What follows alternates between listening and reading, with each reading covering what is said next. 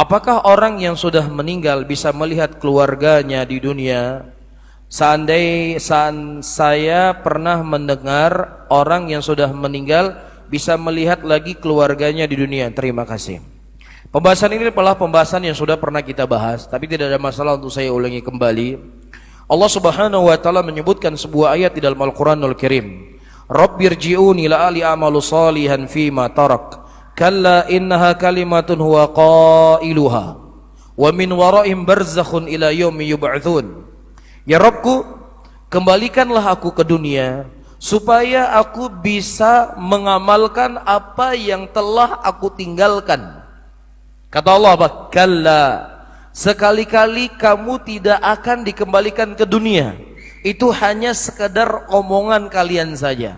Dan di balik ini kata Allah akan ada hari kebangkitan. Iya. Nah, orang ini dia berdoa memohon kepada Allah untuk beramal saleh, untuk sholat, untuk puasa, untuk bertobat, untuk beristighfar. Diizinkan enggak oleh Allah? Untuk beribadah saja enggak diizinkan oleh Allah, apalagi cuma melihat ya kalian anu irmo tiban natehat.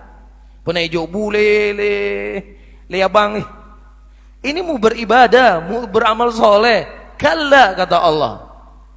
Ini diantara dalil yang disebutkan oleh para ulama, orang yang telah meninggal itu tidak akan kembali ke dunia.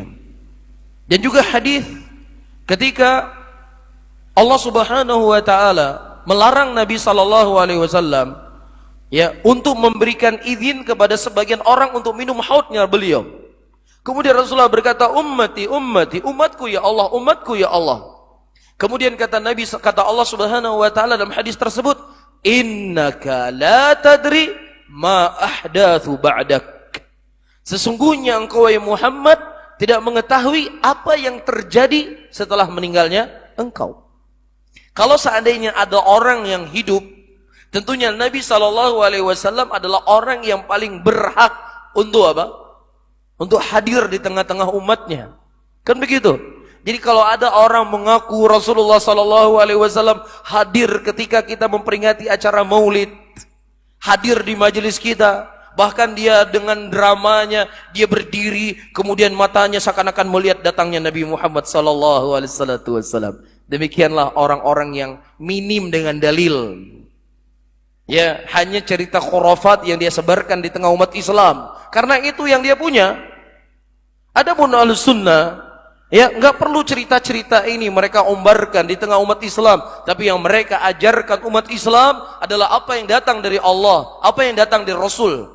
Ya, Nabi kita Nabi Muhammad sallallahu alaihi wasallam, hadisnya begitu jelas, innaka la tadri ma ahdatsu ba'dak. Sesungguhnya engkau tidak mengetahui apa yang terjadi setelah meninggalnya engkau. Nah, kalau seandainya ada Pak Ustadz bapak saya foto ada CCTV-nya, betul bapak saya. Ya, maka tentunya ayat Al-Quran itu lebih dikedepankan daripada ucapan kamu. Dan bisa saja itu syaitan yang menjelma mirip dengan bapakmu dan mirip dengan ibumu atau mirip dengan siapapun.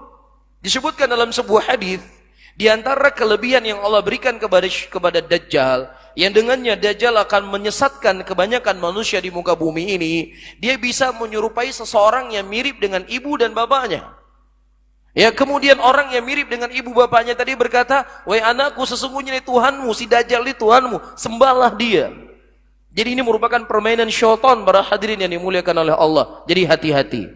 Ya, jadi dua kemungkinan, seseorang ketika dia berada dalam kubur, bisa saja kuburnya itu merupakan lubang dari lubang neraka, maka dia tersibukkan dengan azab yang Allah berikan dalam kuburnya. Atau kubur itu menjadi taman dari taman surga, maka dia menikmati apa yang telah Allah berikan di dalam kuburnya tersebut. Jadi nggak sempat ziarahin antum gemari. Bisa difahami? Taib.